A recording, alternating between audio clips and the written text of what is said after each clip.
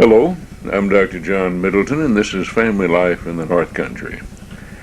Well, today we're going to be continuing on that 6-topic series I mentioned, and we've covered 2 of the topics already. And this is 6 topics having to do with family life, and of course, what we mentioned is primarily those problems of families, what's called dysfunctional families. You know, all our families have some kind of dysfunction in them, but some families seem to have more than others. The topics we've already covered, in case you've forgotten: adultery and lack of respect for authority. Of course, those 2 are related, they're interrelated. But the 4 that we have left in this series: incest, aggression, homosexuality, and marital breakups. Well, before getting into our topic for this time, let's review a little bit very quickly. Families. You know, the most common family model all over the world, and it's been this way throughout history in every society, is called the nuclear family, and that's 2 adults of opposite sex living in a socially acceptable relationship, and that means according to whatever the norms and the laws are in the particular culture where we find them, with their own or adopted children. Now, that's a universal family model, and of course that's the most prevalent model. That's what most people start off wanting to have in the families. So we see that families typically have both parents, and the family is like a mobile. You know, these mobiles that hang on the ceiling. They're perfectly in balance. You touch one part of it, it moves every other part. That's also sometimes called a system. Well, today let's talk about the problem of incest. I'm not talking about just child abuse. I'm talking about sexual incest. Now, here's what we find. We're finding today that it's certainly increasing in terms of the numbers, the reports. One of the reasons may be because the laws have changed so that more people are required to report child abuse, physical abuse, sexual abuse. We have, though, also an increase in the number of broken families, desertions, and single-parent families, and perhaps some of you recall recently that roughly 33% of the children at any one time today are living in a single-parent family. That may seem a little bit strange, but that is also related to sexual abuse. So we have live-in partners in homes, non-marriage, but the parents have their live-in partners. Mother has her boyfriend, and father has his girlfriend, so to speak. And who are these people? We have fewer adults in the home to supervise the children. And we find also that incest tends to run in families. That may seem strange to you. But the boys in the family seem to find out that their fathers may be involved in father-daughter incest. And they sort of look upon that, well, that's okay. And then those sons are more likely to do the same thing with their families in the next generation. So it tends to run in families. And also girls who've been victimized that way tend to be more accepting and not feeling good about themselves. They marry somebody, they get in a marriage with somebody who's more likely to mistreat them.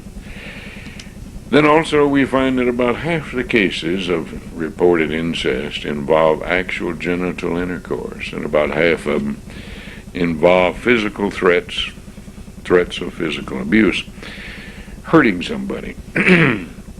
Well, we also find as we look at this subject, and this is what I found as being a therapist for many years, I was quite surprised many years ago to read Kaufman's studies. He was one of the first to ever study this sort of thing. There have been some good books on the subject. Now, when I'm saying good, I'm not talking about lurid, fancy, pornographic stuff. I'm talking about scientific research. But many years ago, I was quite surprised when Kaufman first published that there are patterns to this, and I thought, and I have used it since then, that if you can identify the patterns, you can help prevent it. And I've done that, I'm sure, many times over the years. And how many times I've prevented it without knowing it, of course I wouldn't know. But here's what the pattern is. Typically, in a family where incest occurs, you have a weak father. Weak in what way? He may be physically strong, but he's weak in terms of how he feels about himself. That he maybe doesn't like himself. Take a man like that and he add a little alcohol to it, you stir in a little alcohol excess. Usually alcohol's involved, at least at first when incest starts. We have a pattern in a home where the mother is typically absent on a regular basis. She may work, let's say, 11 to 7, or some evening shift. Or she may go see her mother every evening, or bingo, or whatever. You know, there's typically the mother is regularly away from the home, or out of the home. And usually then what the mother is doing is sort of promoting the eldest daughter to sort of take her place. There's an absence then of a supervising adult in the home, somebody who could stop this. The mother is typically not really interested in the father as a married partner. And you look at a home and a family situation like that, the girl is always in a bind. She's always caught up. If she becomes a victim, should she tell her mother? Should she tell others? If she does, what's going to happen? If she doesn't, what's going to happen? She's in a bind. She may know that if she really comes into that this becomes public, that the family is going to be broken up. And so she's carrying a big guilt. It's not fair, but that's kind of the pattern. The mother may not believe the daughter at first. Oh, you know, don't be silly. You know your father wouldn't do anything like that. So the girl gets caught up in a bind. Take a family like that, and you can just look around, and there are a lot of families. And I'll talk a little bit in a few moments about how we can prevent this sort of thing. But here's what goes on. Sometimes there's a seductive pattern. In other words, when incest occurs, it's sort of like a dating courtship. It may start off relatively simple and small, and it becomes a seductive pattern. The adult usually is rewarding the victim. This may be the father rewarding the daughter with special favors, special attention. A special relationship may play on the girl's sympathy or her fears. See, that's why I said a while ago, and you may have thought it surprising, that only about 50% of the cases involve physical threats. And this is the reason, because there may be a pattern here that's been set in motion so that, in effect, the father is winning over the daughter. Oh, I've heard fathers say, well, the daughter seduced me. Well, that's a bunch of baloney. I don't care how the daughter, child acts. It's supposed to be the man and the adult who's in control of the situation. But sometimes there's intimidation, threats, you know, this is our secret, or if you do this, I'll do something drastic or damaging. And always the girl is faced with the loss of the family, the threats about what's going to happen. And she's blackmailed. She's caught up. It's a terrible situation. Now there's another kind of incest, sibling incest, you know, brother and sister. We don't know how often that is. We don't know how often that occurs. It's typically not as serious because most of the time it starts off as rather innocent curiosity, child's play. It's not particularly serious. But we find that it's being promoted in pornography, promoted in all sorts of ways. We also find that sometimes with older children, when families break up and there's a lot of threats going on, a lot of disorder and disturbance in the home, that the children may reach out to each other for affection, for solace, for sympathy. They've been hurt, their parents are abandoning them, then they don't know what to do. And so they may turn to each other And it turns out to be sometimes as a form of an incestuous relationship because they're seeking security and stability in a relationship and they don't know what to do. These disturbed marriages add to it. And of course there are problems where we have all sorts of crazy things going on today. It's not fair to any of the children, where the parents seem to just disregard what the welfare and the well-being of the children might be. They mix these families. Here are children who are brought in from different families who are about the same age. I knew one family one time, it was sad. Every boy in one family had a girlfriend who was in fact his stepsister. It was crazy. Place children in the peculiar circumstance. Not fair.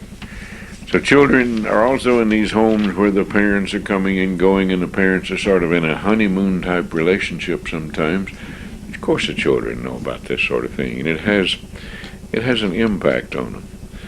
And what the children see about 7 or 8 hours a day that they watch television, well, sex is all over the place and certainly it's being promoted, all sorts of things. Now technically or sociologically there are 14 kinds of incest.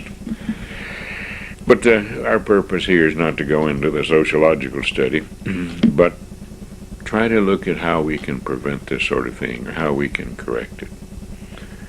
I mentioned the patterns. All right, anybody viewing a program like this, or reading or seeing something about these patterns, ought to apply it to himself or herself. Review these conditions. Learn how to avoid the circumstance. Mothers, are you slipping into a pattern where you're regularly out of the home? Are you depending on your eldest daughter to take care of the family, so to speak, to get daddy his supper, to comfort, to care for him in a special way? You know that. You know what you can do if that's a pattern. Wake up, recognize it. Are you unhappy with your husband? Are you unhappy in your marriage? And maybe just sort of backing away from it? Well, the fathers, are you weak? Are you finding yourself thinking about this sort of thing? Are you disappointed in the physical relationships? Are you tending to drink more or smoke pot? Are you slipping into that pattern? Are you aware of any kind of behavior like this that went on in your own father with your sisters? And if these things are true, then you need to buckle up, tighten your belt, and make a very firm, clear determination that you're not going to be another one. You're not going to contribute. If you recognize any part of that pattern, it's time to get help. The quicker you get help, the better. Review what it is. Make up your mind right now that no, you don't have to get involved in that. Avoid the circumstances. Avoid excess drinking. Avoid any kind of drugs that impair your judgment. Become the man you're supposed to be. Become the father you're supposed to be. The role of the father is to protect and provide. And sometimes that protection means protection from you. Well, most of us know neighbors, families, friends. And we may see these patterns in other people.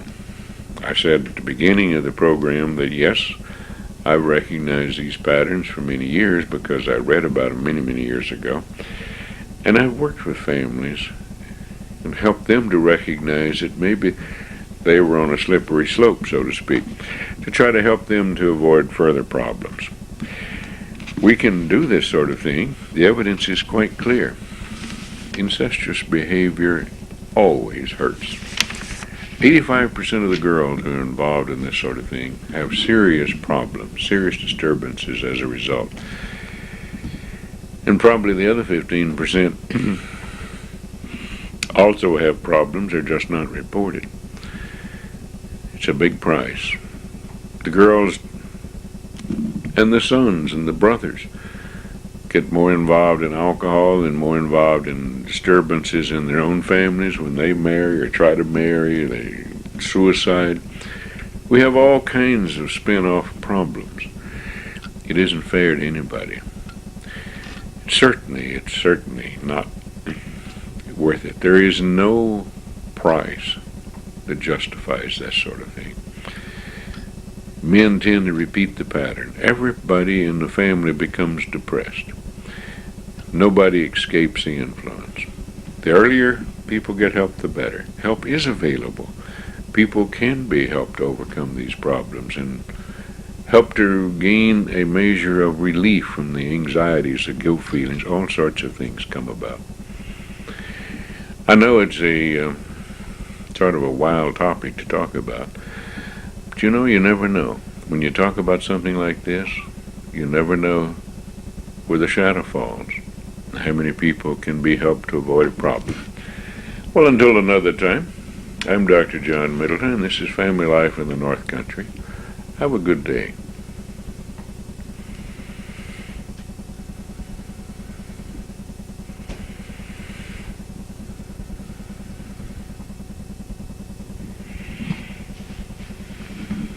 Hello, I'm Dr. John Middleton, and this is Family Life in the North Country.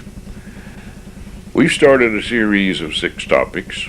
Perhaps you recall if you've been watching the program, and let's hope you have.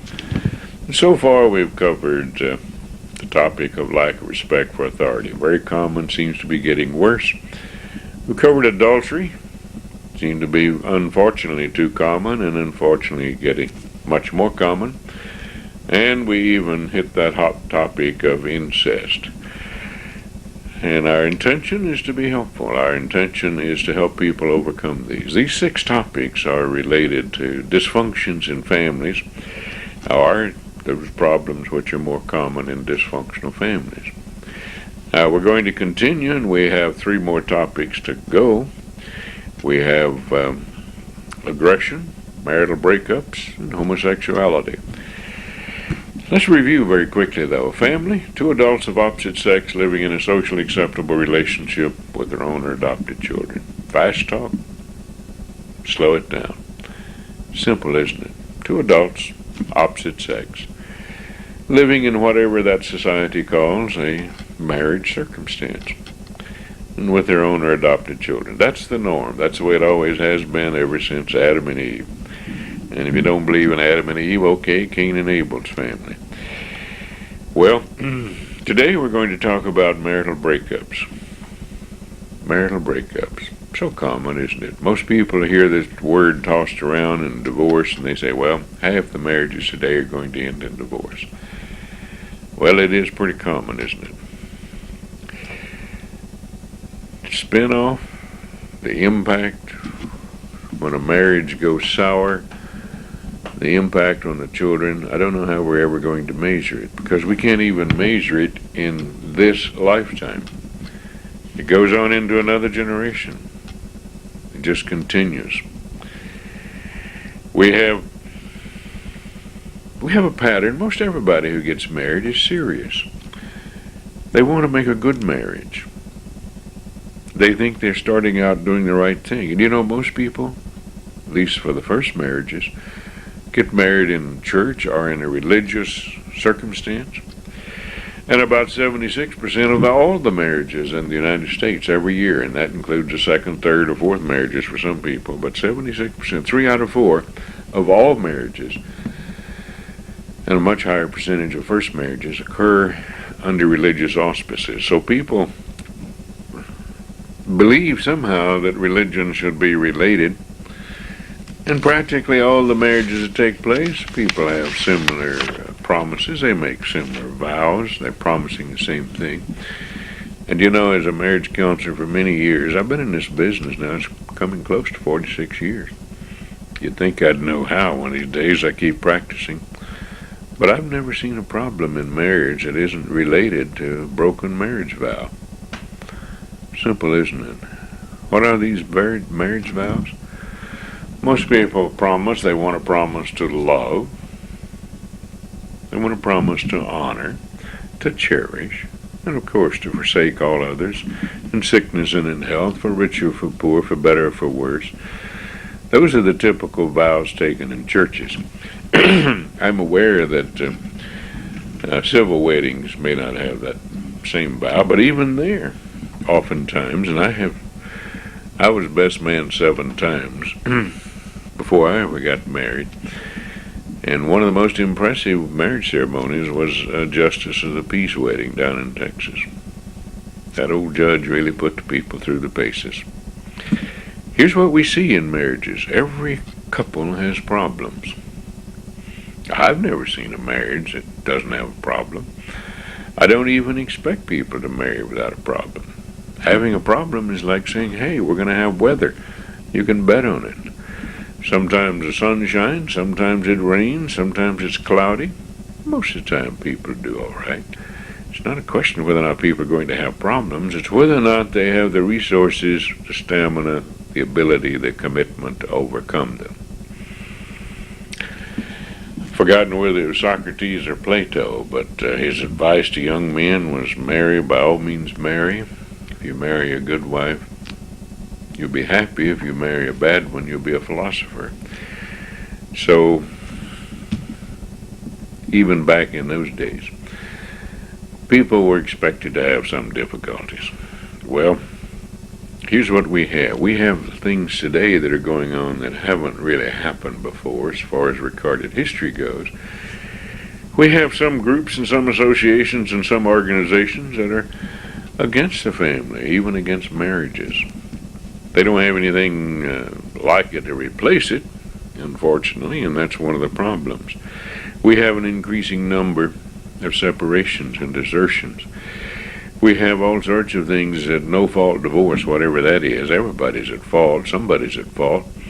When they make promises, you see, think about it now. By what rights, if you and I were to make a promise to each other and we make a contract and we sign a contract and we do this in front of official witnesses, one of whom is recognized by the Secretary of the State as able to record and to be an official witness for the state to a marriage, we make a contract and we agree to do certain things. And then one of us decides to walk away from the contract.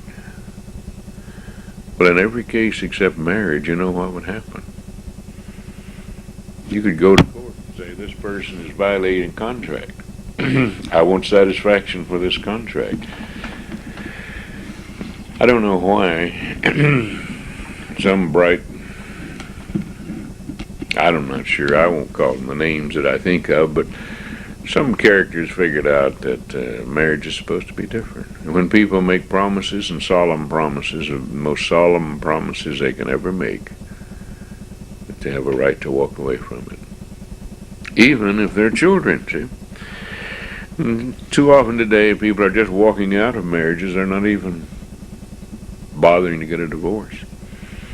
We see people who, they break up and they each take up with new partners.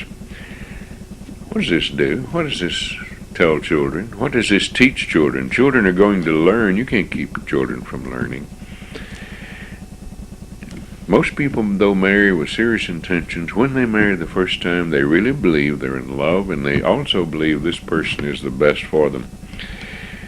And they make basically the same vows. But you know, what are the problems that develop then, the typical kinds of problems? Well, sometimes people aren't really prepared. Let's say the kid whose parents broke up and took up with different partners. What kind of model does that youngster have to establish his own family or her own family? That's a serious problem. People are not having role models. Sometimes these same kind of kids who were involved in these things, they expect the husband or wife to cure the problems that they've had. In other words, they have exaggerated expectations. Is it their fault? Well, no, not really. If that's what they've had and they don't know better, it can't be considered their fault. We have a lack of commitment. We have some people who say, if it doesn't work, so what? Even though they've gone through all the serious intentions and they thought they would make a better one, they don't have a commitment to the permanence of marriage. It's really nice in doing marriage counseling. Excuse me. When people come in and they say, we're not interested in divorce, we want to know how to solve this problem. Optimism, commitment.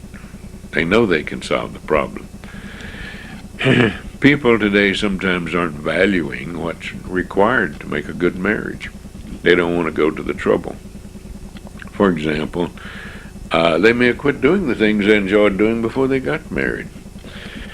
I ask people oftentimes, what did you like about each other? What was the first thing that really attracted you to so-and-so? And what did you do? And people describe, and usually they're smiling when they do this. They may have come in angry and frowning and fussing at each other. When they start talking about what they did before they got married, it usually brings back pleasant memories as a justification for the thinking that we get along well, we enjoy each other, why don't we marry? And too often, though, I find that they quit doing those things. Quit taking walks, quit holding hands, quit going to movies, quit socializing, quit enjoying, perhaps reading the same things and discussing them. It's sad. Quit having friends. And sometimes the answer is so obvious. Well, when are you going to start doing those things that you enjoy?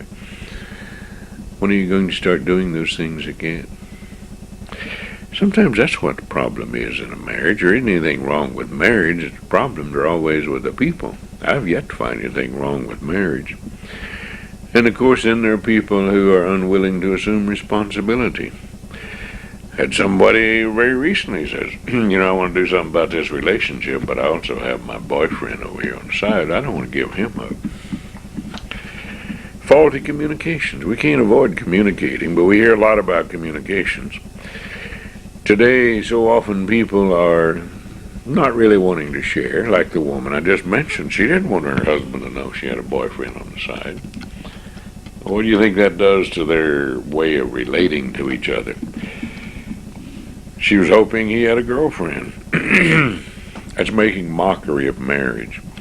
Sometimes people have low self-esteem. They don't have a good opinion of themselves. They want the partner to make up for it. So often I hear people say, over the years, but he doesn't make me happy. He doesn't give me happiness. I don't know how to give somebody happiness. I'm surely retarded. I've read a few thousand books, but I've yet to find out just how to give somebody happiness. I'm working on it. Maybe in another 40, 50 years I'll have an answer for that. Sometimes we run across people who just have a habit of unhappiness. They don't want to be happy. They grew up in a family where there was wall-to-wall bickering, and they don't know what else to expect. So if things aren't rocking and somebody's fussing at somebody, they don't know what's going on. A habit of unhappiness. We also have relatively heavy involvement sometimes with people who drink, who gamble, who become addicted to something. We sometimes find that other people, extramarital relationships, of course, they're not committed. Here's something that may interest some of you. Some of the very things that make people attractive before marriage turn out to be the problems after marriage. For example, when I ask people, what attracted you, or what did you really find about this person? He was the life of the party. Oh, he was a fun guy. Nice to be with. What's the problem today? He wants to party all the time. Same behavior, just transferred later. What'd you like about her? Always. Every hair in place, was always very well made up. Really thought highly of herself. Problem today? She spends so much time fussing about how she looks. She wants to go to the beauty shop. She wants to do this. She wants to do that. Same thing, isn't it? How about this one? She was the best dresser in town. She really looked nice. Or he always looked so welly. There are all kinds of good words, honk, spunk, and all those kind of good things. And yet he spends too much money now dressing. He always wants to spend clothes, or she does. How about this one? Oh, he was always on time, never late. Said he'd be there. He was always right there. What's the problem today? He won't wait for me. He has to be on time, as if I don't have the children to get ready too. By the way, gentlemen, we all seem to fall into that pattern, those of us who have children.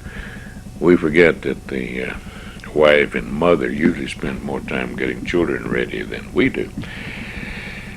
So when we're out thumping and bumping in the car, waiting, what's she really doing? How about this one? Oh, he was such a helpful person. I heard this one just yesterday, I think. He was always nice. He was Mr. Fix-It. He was always doing something. What's the problem? He's never home. He's always off helping somebody else. He's always doing something for somebody else. How about this one? Oh, a very generous person. That sounds good. What's the problem? He won't save anything. How about this one? Oh, he was a strong, silent type. Now I can't get him to talk. What are we really talking about with these marriages, these breakups? See, sometimes it's the person. I don't know how to give anybody happiness. Do you? I can't make somebody else happy. Happiness comes from within the person. So are our expectations a little bit too much? Marital breakups are very serious. I recommend that people put as much time and effort studying how to be a good, successful marriage partner as they do on anything else. The career, the profession, is not going to bring you anywhere near the happiness and contentment that a good marriage will, nor will it bring you the sadness, the despair, the depression of a bad one. So why not spend some extra time? All of us can improve. All of us can improve. And all of us owe it to ourselves, and to our spouses, and to our children. And we're never too late to teach the children how to become a better spouse. That's our obligation. Well, until another time, I'm Dr. John Middleton, and this is Family Life in the North Country. Have a good day.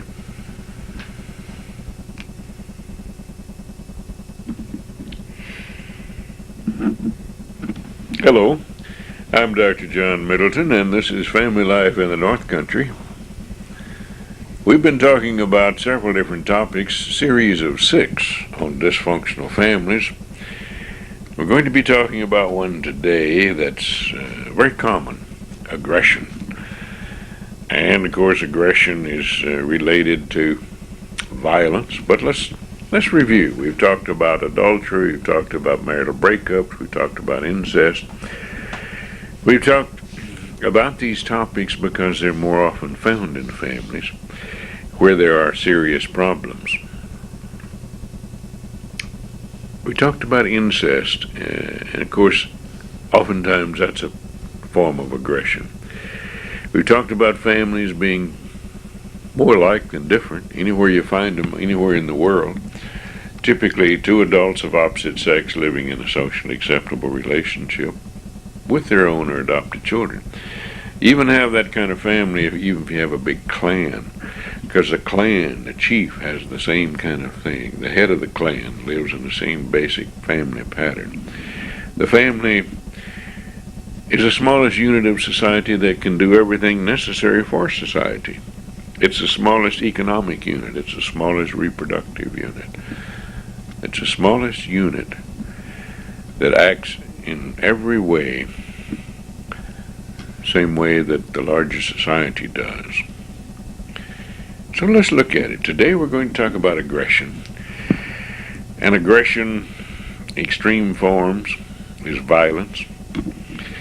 Looking at violence, we have homicides and suicides and even abortion. Yes, we have these things that ultimately end in the death of someone.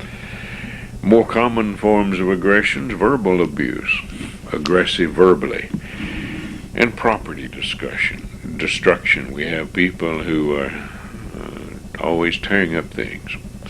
Spouse abuse. People sometimes feel justified in hitting on somebody. Rape is a form of aggression, a form of violence. Rape in any category, whether it's date rape, spousal rape, and yes, indeed, I believe there is such thing as spousal rape, or a stranger. Sexual assaults on somebody. All sorts of violence, and we see this sort of thing every day in the media, don't we? If we watch news programs or read the news, makes up a lot of it. Child abuse and elderly abuse, whether it's sexual, physical, or emotional. These are forms of aggression and may have psychological origins somewhere else. All perversions are a form of violence. I think that's something that most people don't think about. All perversions are a form of violence. It usually has nothing to do with sex. Sex may be simply the instrument. All of these things come under the term of aggression. Now, a lot of aggression is hate. You know, if we hate somebody, the person we hate is controlling us. We're not controlling the other person. Anger is oftentimes related to violence and aggression, but usually that comes from hate. If I hate you, you're controlling me. We don't sometimes want to see that. You know, aggression as such is gender related. That is, males are more often aggressive than females, and they're that way even before they're born. There are certainly gender differences. And anybody who's serious about studying biology and sociology and psychology knows that to be true. We have this sort of thing in society where we've gone through a period of time where schools and nurseries and all kinds of things that have government sponsorship have been trying to get boys not to be aggressive. Well, boys are more aggressive than girls, and it's due to hormones. Whether or not they are socialized certain ways, and we ought to teach the boys how to use the aggression, not just try to stop it. Society enjoys aggression. Now just think about it. We all enjoy aggression in the form of sports, and a form of competitiveness, and aggression is a necessity for society. It's not automatically bad. Aggression is sort of like a fire. We'd be kind of hard-pressed if we didn't have fire, wouldn't we? But fire that gets out of control is very destructive. Well, we need to think of aggression the same way. Aggression by itself isn't a good or a bad thing. We have to have certain forms of aggression in order to succeed, to protect ourselves. It's a way that we can survive, is to be aggressive enough to take care of ourselves, protect our family, our loved ones. We only think aggression is bad if it costs us too much, or if we don't want it. In other words, if somebody wants to be aggressive toward me and I don't want it at that particular time, then aggression is bad. But if I want to engage in some sports, roughhouse, wrestling, boxing, football, basketball, whatever, then I think aggression is good, and I need somebody who's aggressive to play against. Well, there are a lot of do-gooders in society today that want to try to stifle all of it, try to do away with all of it, and I think that's part of a problem, because we have people who have this pent-up aggression, and they don't know how to express it. But let's look at it. Aggression is rarely just random. Aggression follows patterns. I'm talking about extreme aggression. It follows a pattern. When we see abuse in families, when we see people, we know that aggression is communicating. It's saying something to people. You can't avoid communicating. It usually starts off in a certain way, and you can predict it. Once you start looking at it, you can predict it. And if you can figure out the pattern, then destructiveness can be avoided. Usually it's against certain people in certain situations. And these situations usually have something quite clearly in common. We need to look at it. People come along and say, oh, I have uncontrollable aggression. Well, that's not true. I have uncontrollable temper. That's not true. It's just not true. I've learned to ask a lot of people questions. Part of the time when I was going to college as an undergraduate, I earned my keep sometimes as a bouncer.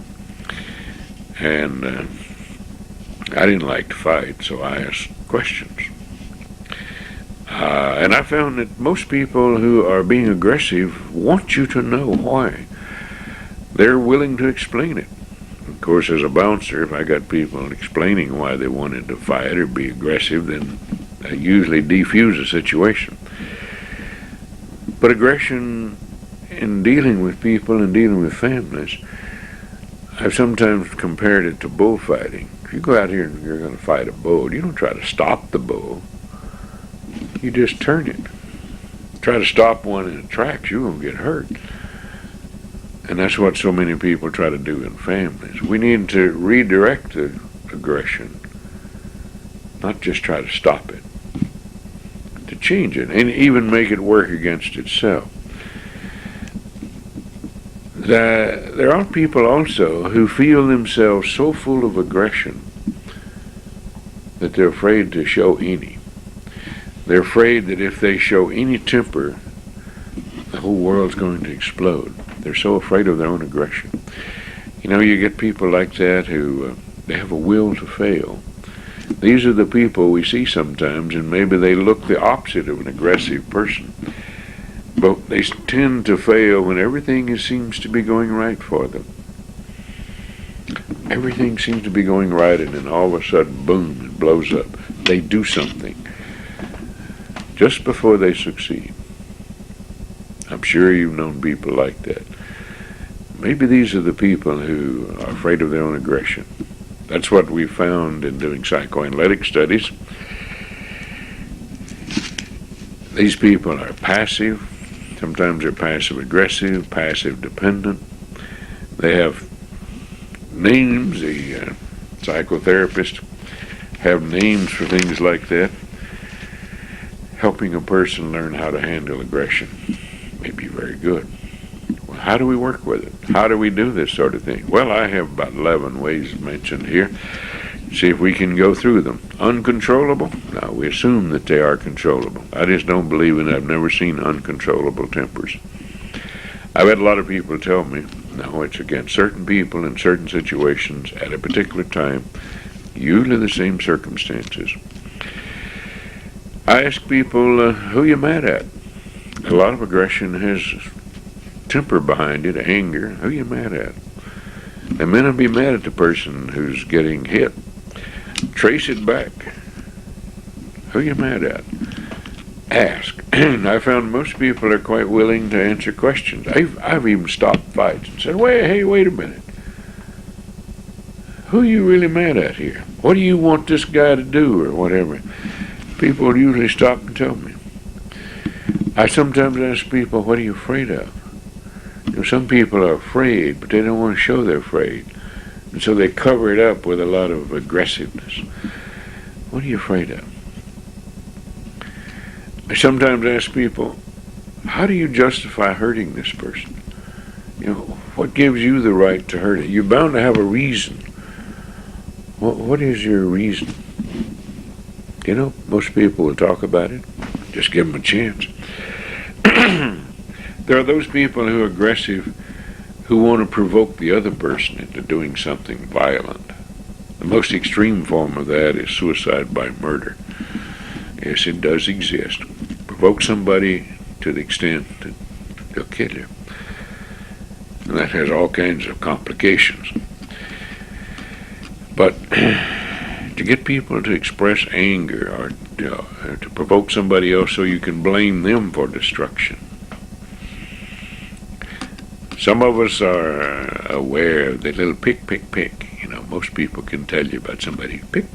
A little aggressiveness that way.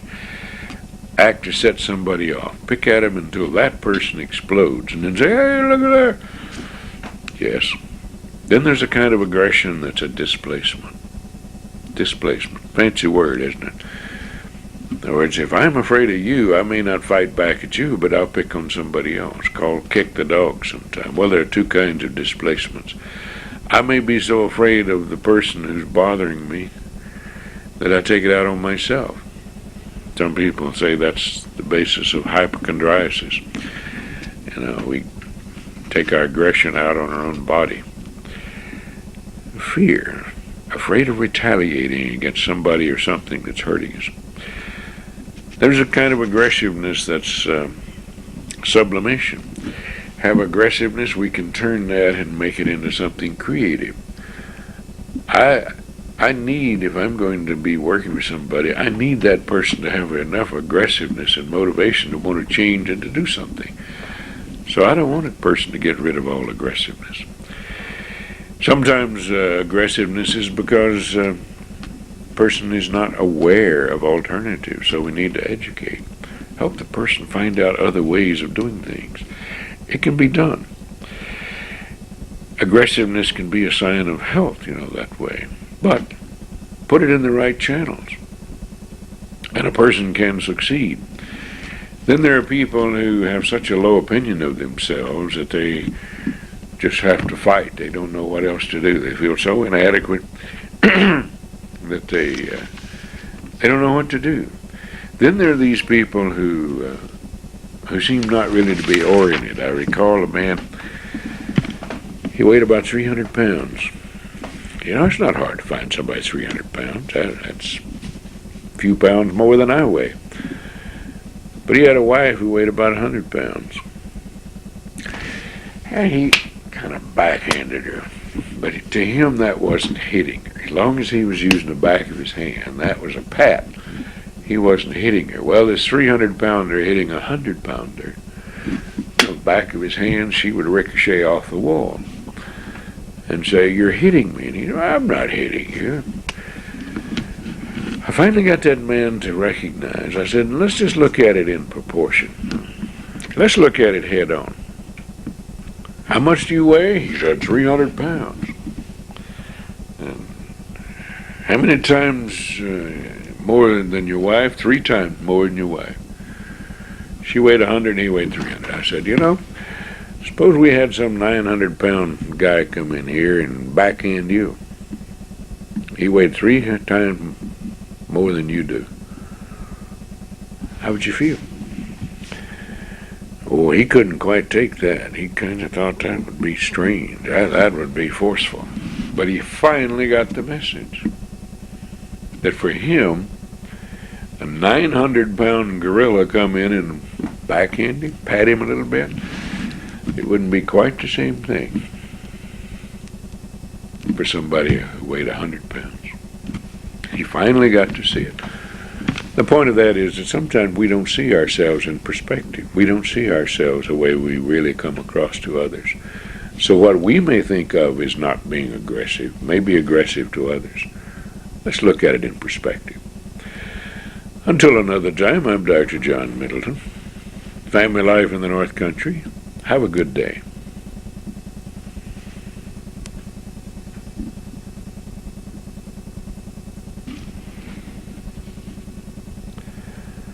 Hello, I'm Dr. John Middleton. This is Family Life in the North Country. And today we're continuing, and we'll have the last in the series of 6 topics. We've had lack of respect for authority, we've had aggression, we've had incest, we've had marital breakups. Today we're going to be talking about homosexuality. And it occurs. It seems to be occurring more and more. Let's review quickly, though, the family. Family is a model. It's the most common unit. It's the smallest unit of society that can do everything that society needs. It can take care of the problems of the individuals, and it can provide for society as a whole. Reproduction, maintenance of discipline and order, motivation for survival, teaching young people how to take their places as adults in society, providing for the necessities, biological necessities, and planning and distributing when and how those biological necessities can be made available. The family does all that. We usually don't think about what all the family does. But that's obviously what the frontier families had to do for themselves, and they continue to do that. It's the smallest unit of consumption, the smallest economic unit, the smallest unit for reproduction. Today, though, we're going to be talking about homosexuality. Let's see if we agree on some things about this topic. It's increasing. At least we hear about it much more often as the defiance of standards is being promoted and taking place. Part of it because the gay and lesbian rights groups, militant groups, are promoting it in schools and churches and the military, particularly among young people. We're certainly hearing about it more. We're looking at situational ethics being taught in schools. Young people are being taught, well, if you think it's all right, it's all right. Whatever you think is all right, it's all right. There are no right or wrong answers. I've run across very many families that teach that to children, but that's what children are getting in schools. Why? Because the schools are trying to avoid saying this is right and that's wrong. Well, they're doing the same thing about sex standards. Sex drive is there. It's a healthy thing for any person to have a sex drive. You don't have to do much to awaken a sex drive in people. It's there. But the psychoanalysts years ago, I think, were right in saying that children go through a latency stage. They go through a stage before adolescence in which they're not particularly sexual beings. But sometimes in the name of AIDS education, you're getting young people taught all sorts of things about sex that didn't used to be, and in effect, waking up their sex drives. When the family and society is already morally bankrupt, it's not the time to start awakening sex drives. And I think the evidence is coming in quite clearly that there is an increase in sex, an increase in certain people becoming more promiscuous, a higher percentage of people. And this is true whether it's homosexual or heterosexual. But what we're looking at is that there are people who are promoting homosexuality as a lifestyle, promoting it. Another thing that we know to be true is that the basic sex standards, there have always been 4 basic sex standards: sex with affection, sex without affection, a double standard, and abstaining. What we're seeing being promoted is sex without affection. We see that on television, just boom, boom, sex. The humanists promote this. They're promoting it against the religious groups. The non-religious groups seem to be wanting to promote this idea that if people have a sex feeling, then they should satisfy that feeling, whatever it may mean. Sex without affection, though, takes on other things. Sex without affection means feeling, says the individual, the species, the orifice, even the gender, not really important. We've seen the promotion of so-called safe sex, and as if young people aren't controllable. I think it's very insulting for young people to teach them as if there's a sex opportunity here and you're uncontrollable, therefore you always must be prepared. So-called safe sex. That doesn't make any sense. That's like saying children are animals, that they can't control it, their instincts are there, their hormones are there, and once you set it up, they can't help themselves. That'd be like dogs copulating in the street. No, our children are not that way. All this stuff about sex, certainly opening the door and promoting pedophilia, pediastry. These things are always expanding in young people, and when you get a pedophile, they typically expand their victims, and they keep on picking on people, victims more and more, and the younger victims. And this is true whether it's heterosexual or homosexual. Yeah, I haven't drawn a distinction there yet. But here's what we have in homosexuality, see if we agree on that. Oftentimes, they set up a courtship pattern, dating much like the homosexuals do, except for the end product. Their goal is to capture, to master somebody, to take charge of somebody oftentimes. That's particularly true with lesbians. It's not sex as such that most of the time that's really involved. And so often all this is done in the name of love, that little 4-letter word. It's a frequent term used, but it's probably not love. I'm well aware, I'm certainly aware, I've read, studied, listened to many, many people. I'm very much aware of the use of the word love and the so-called right to use the word if they want it. But it may not be love in the typical sense. in the Judeo-Christian sense. And that's what our country is based on, the laws of our society. Sometimes we find homosexuality as a sublimation. You may find that strange, but that heterosexuality is believed to be a greater wrong. Non-marital sex is considered so wrong that people may therefore engage in homosexual behavior. Sometimes we find homosexuality because there is a contempt for parenthood, or such a strong dislike for children, that people involve themselves in a sexual behavior that can't produce children. We find that sort of thing. We also find a pattern where male homosexuals are much more likely to be cruisers, floaters. They go from one partner, one encounter to another one, much more so than the female. Lesbians are more likely to be pair bonded. What we have here is also in our society with the media and others, those people who want to promote this type of lifestyle have exaggerated the prevalence, exaggerated how common it is in society. Most of them pick up on Kinsey's report, study of the male sexual and the female sexual behavior, the study was done in the 40s. And they exaggerated by a factor of 5 to 10 to 1.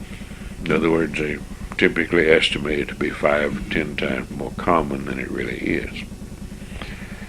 Homosexual experiences don't make a person a homosexual. And that's what the militants for the homosexual, gay, and lesbians like to talk about. That if a person has had homosexual experience, then obviously the person's homosexual. Well, they don't really like to talk about it the other way. Those people who, for all practical purposes, are homosexual, but if they had a heterosexual experience, they wouldn't want to relate and say, well, because you had a heterosexual experience, you're no longer homosexual.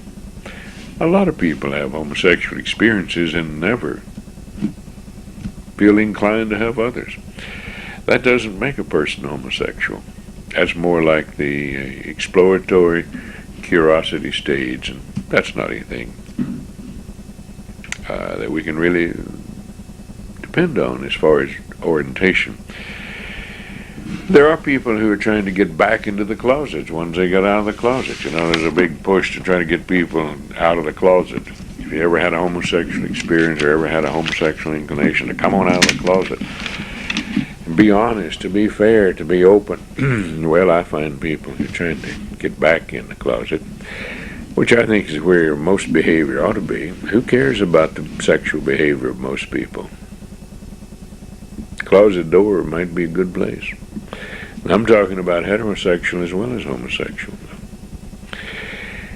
Here's the pattern.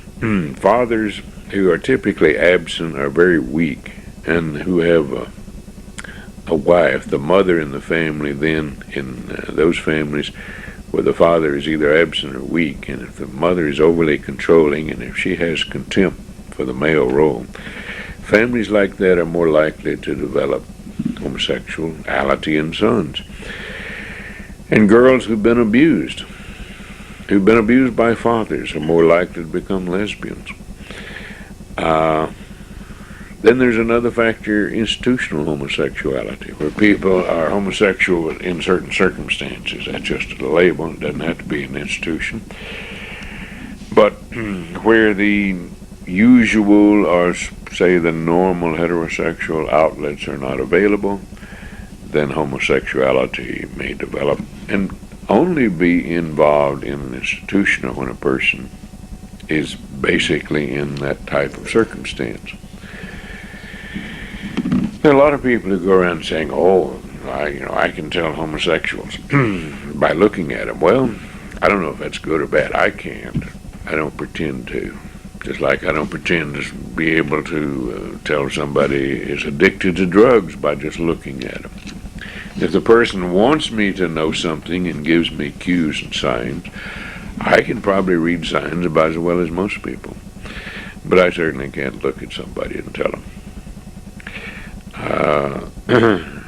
Now, what do we do about it? Let's say that somebody wants to change, get back in the closet, or become a heterosexual, or simply to stop homosexual behavior. What can we do? How do we help a person do that? Well, here are some basic ideas. First, we need to look at it in terms of an attitude. Too many people will start off thinking, well, if I've been practicing homosexuality, the way to change is to start practicing heterosexuality. No, that doesn't seem to work. A person has to go by stages.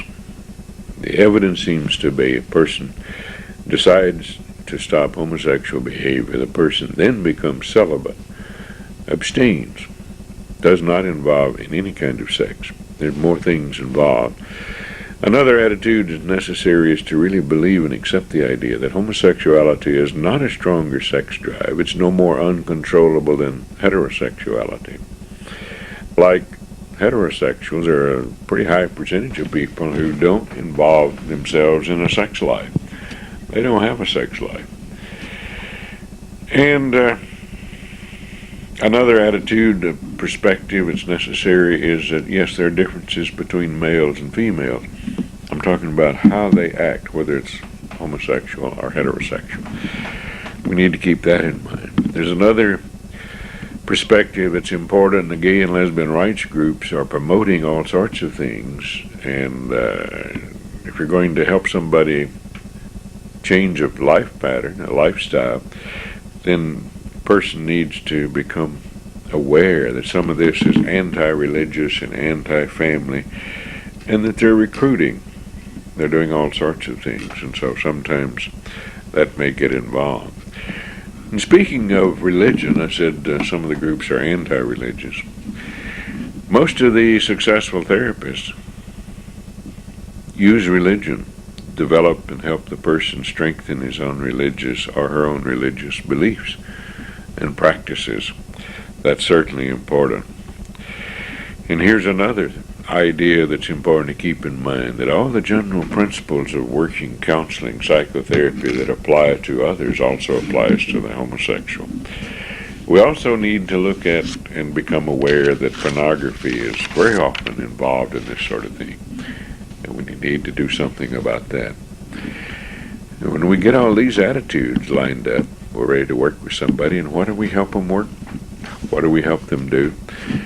Higher self-esteem, more confidence in themselves, to clarify their roles and expectations. What do they want in life? To reinforce their positive behaviors, learn how to avoid the negative behaviors, to get social support, to help others, to reinvest themselves in interest in life.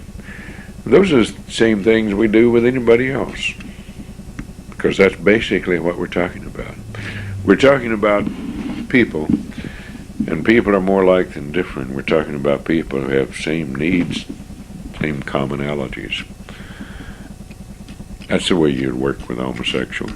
That's the way you would change homosexual behavior, to strengthen the person's beliefs in what he wants to do.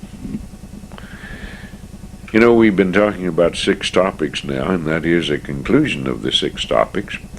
And we've talked about adultery, aggression, lack of respect for authority, incest, marital breakups, and the last one was homosexuality.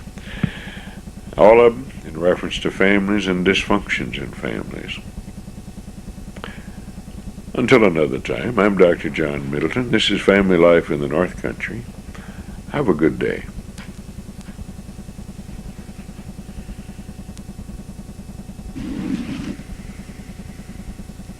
Hello, I'm Dr. John Middleton. This is Family Life in the North Country.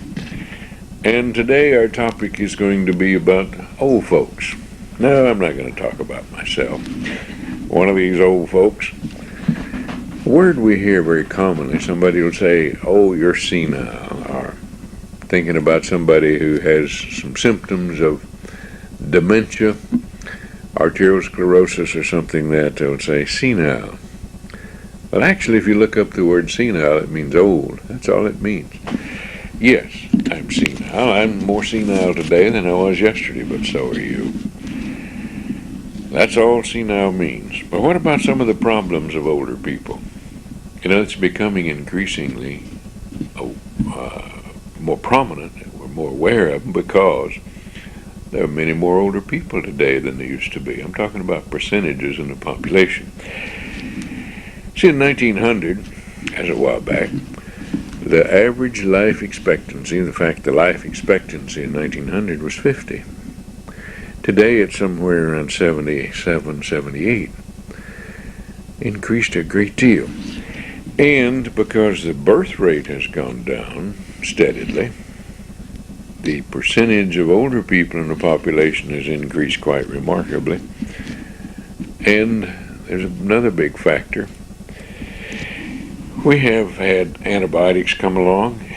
See, pneumonia used to take care of the old people. They died.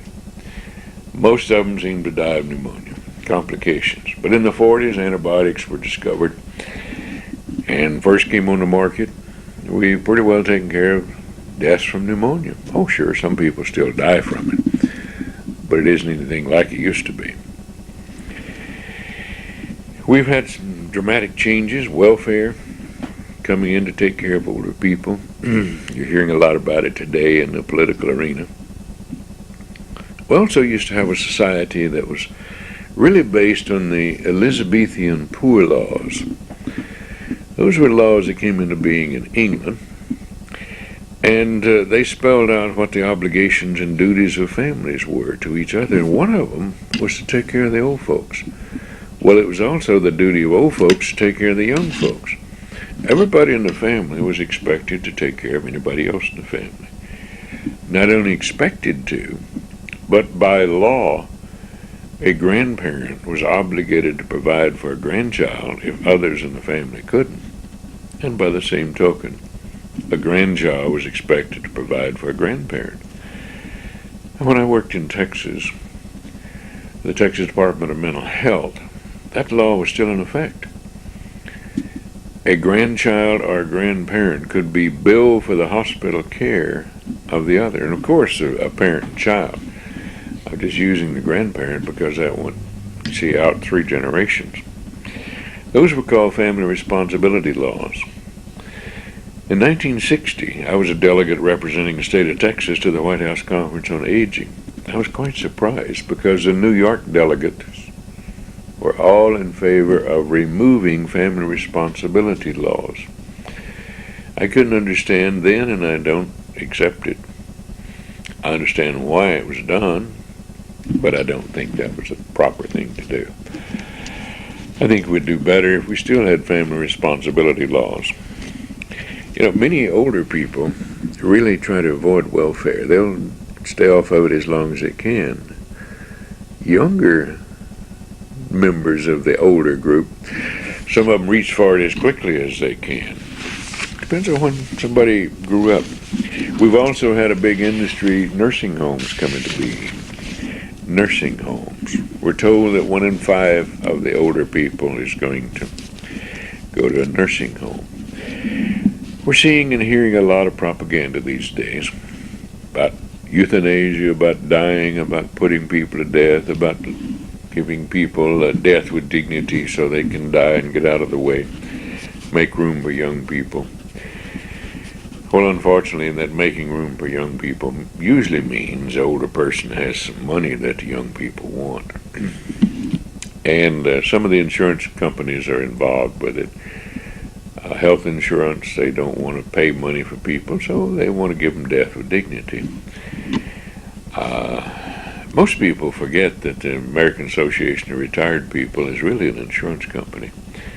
So when AARPs put some message out, remember that it may be a commercial. Let's look at old people in the homes. Is the home safe? That's the first thing. Is there anything there that's life-threatening? There are a lot of little things that can be done around the home to make them much better so people could continue to live at home, and that should be the number one priority. Throw rugs. Some people have little throw rugs and things like that. Well, when your bones are brittle, your vision isn't very good, throw rugs may be hazardous. Well, those can be taken up.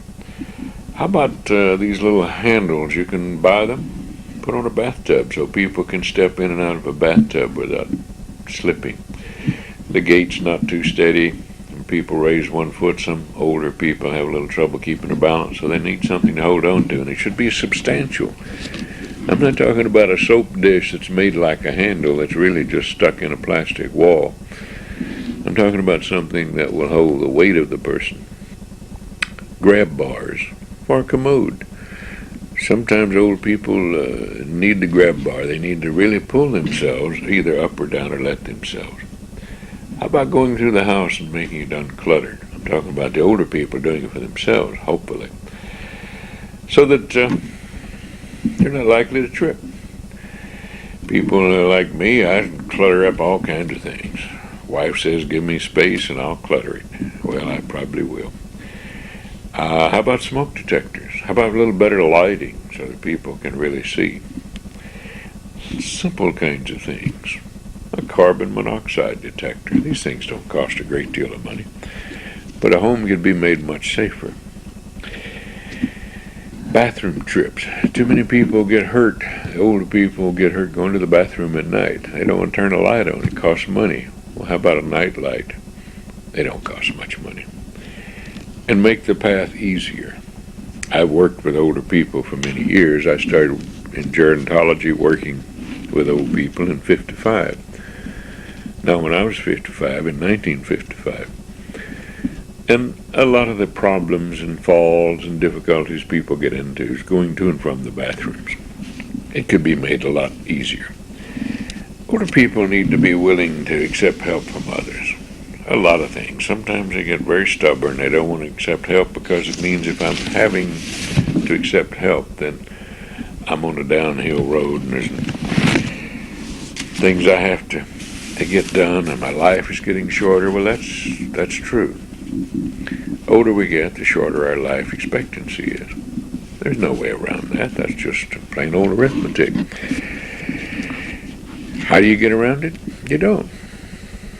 Accept it. My life expectancy is a great deal shorter than it used to be. There are people who sometimes are troubled because they change sleep patterns. So what? Who cares if somebody sleeps all day and is up all night? A person living by himself or herself, that shouldn't bother anybody else.